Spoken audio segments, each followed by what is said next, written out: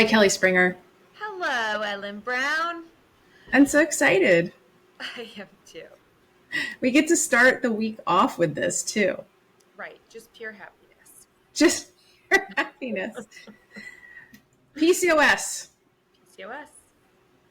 So I'm super excited about this endeavor. And I think what's making me more excited is that I've met all these amazing people in the last couple of years in my quest to try and make an impact on chronic disease in our country. And you were one of the early highlights for me. And I just am I feel really honored to be able to have you help people through this. So let's talk about PCOS because folks are going to watch this and they'll have ended up here somehow. And I just want to be clear, right? When you and I talked, the whole objective of this is to try and remove the friction for people to get the avenues of care and the avenues of help that they want that might work, because there is no standard here that works for everybody. And I think that's one of the biggest flaws in our healthcare system is this belief that one size fits all. And especially a condition like PCOS, it's so not the case. And so we're not here to judge people. We're not here to say you're making this up. We are both women. We have been told that, both of us, I know, in many different times of our lives. And it's not made up. It's real. It's legit. And so, yeah. So you also know that I'm a fan of using whatever option you need. And so we do have GLP-1s and kind of the standard treatment there available to folks. But my passion is also food is health, and that I want people to have access to healing themselves from the inside too, you know? Completely agree. And that's where GLP-1s can be a big help, but also understanding how we don't get deficiencies. And I think this is the problem. GLP-1s work so well that our turns our brain to not having any hunger at all. So therefore, we may make some not so great food choices because we're not really that hungry. And through that, you can truly have other complications. So yes, you may be helping the PCOS, but you may be having some major nutrient deficiencies, which can really truly affect your heart, your brain, and other organs of your body, plus your energy levels and mental health. So let's break this apart. So let's break this into two pieces. One, let's talk about nutrition to support GLP-1, which you just talked about.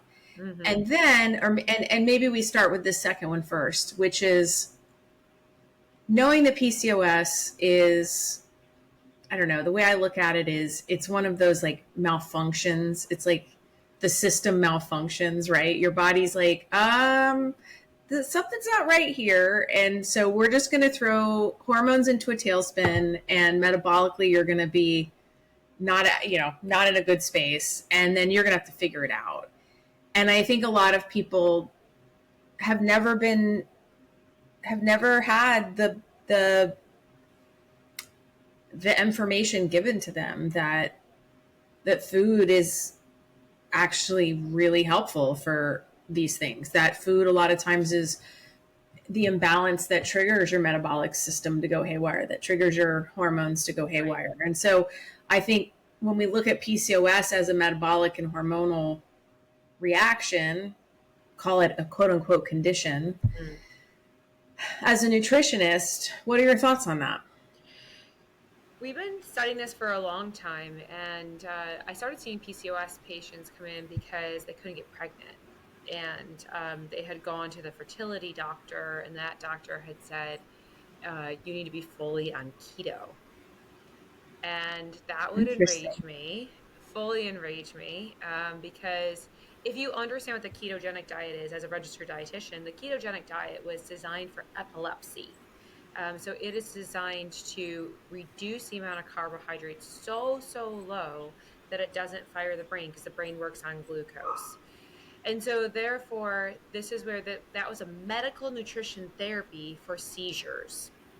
It's a very, very high fat content and then proteins underneath.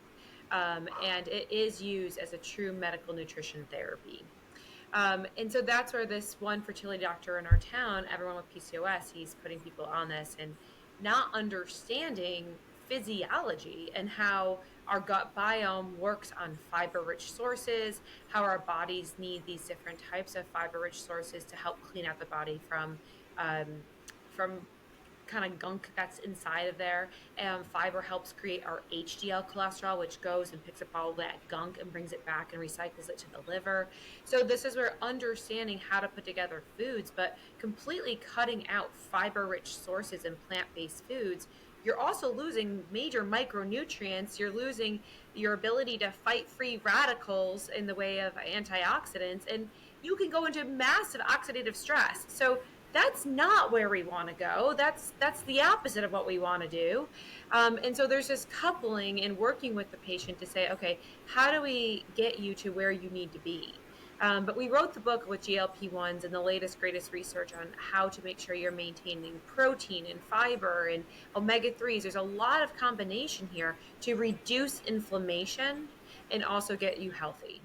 Is that when people hear PCOS, um, instead of thinking about that as just a name and a title, like how should they be thinking about that from a functionality perspective in their body?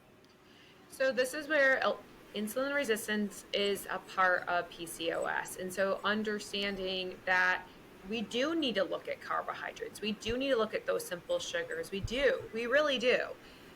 But we also need to make sure we're getting fiber-rich sources. So this is where the dietitian can really help, because it's confusing landscape.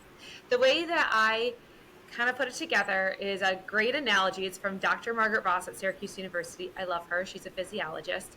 And she says that carbohydrates are like a giant rainbow. Okay, there's like so many foods that fall into this giant, giant rainbow.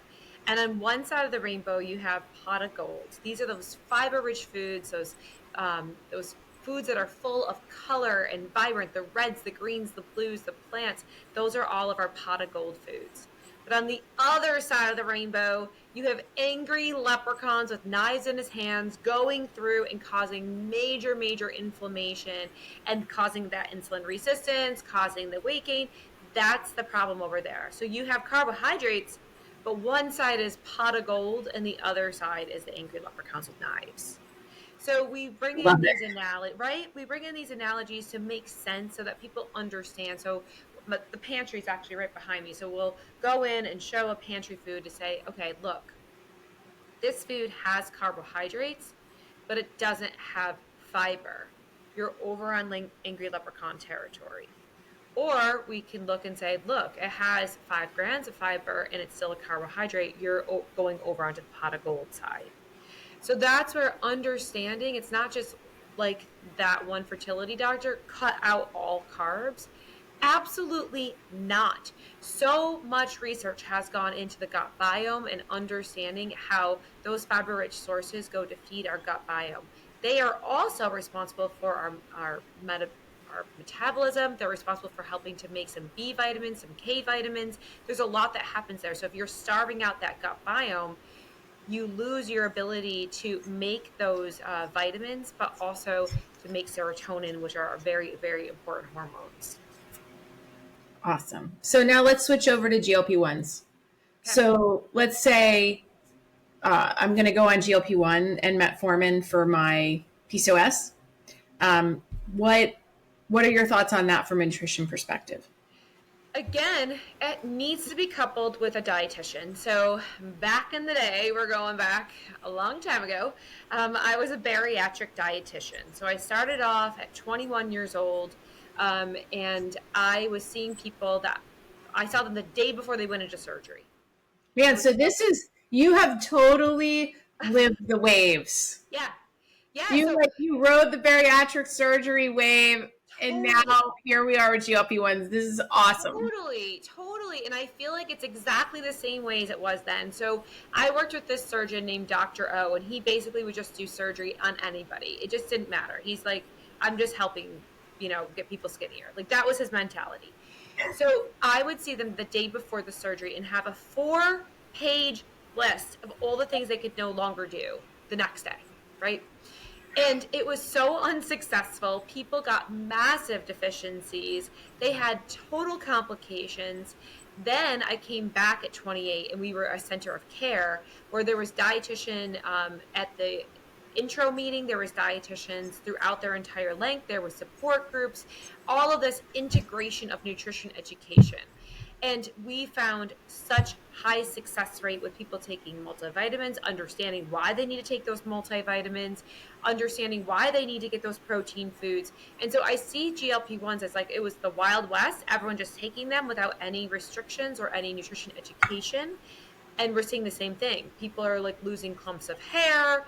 We're seeing, fingernails are being, I mean, like literally it's so bad, right? And already the lawsuits have started. Well, the lawsuits have started because there wasn't nutrition intervention with these GLP-1s. Yeah. And Yeah. like I said, they work so well that you're not hungry. So I was out at Lawrence University last year at this time, out in Wisconsin. And I was giving a talk to the students, and I just happened, like, afterwards, I got stuck. My plane got canceled. So I was stuck there in Wisconsin. So I went to, like, the little mall, and I'm in a store, and I get talking to the checkout girl, and she's like, yes, I'm taking GLP-1s. It's great. She said, I just get a small French fry every day. That's all I want. That's all I'm living on is a small French fry every day.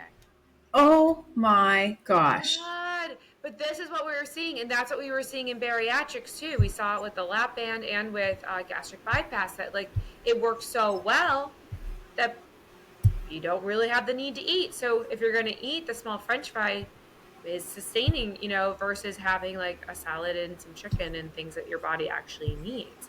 So that was like the aha, being out there and just, I'm no one to her. Whatever. And she's Right. telling me this story. And so many people are in that same boat. And that's why there's going to be some lawsuits against the GLP-1s. It's crazy. So I'm super pumped. I'm super pumped for all the different conversations that we get to have here, and just trying to help people navigate a condition and I think I hope we can pull off here is letting people understand that it's not one or the other. It doesn't have to be one or the other, that this is all about just getting yourself back to health.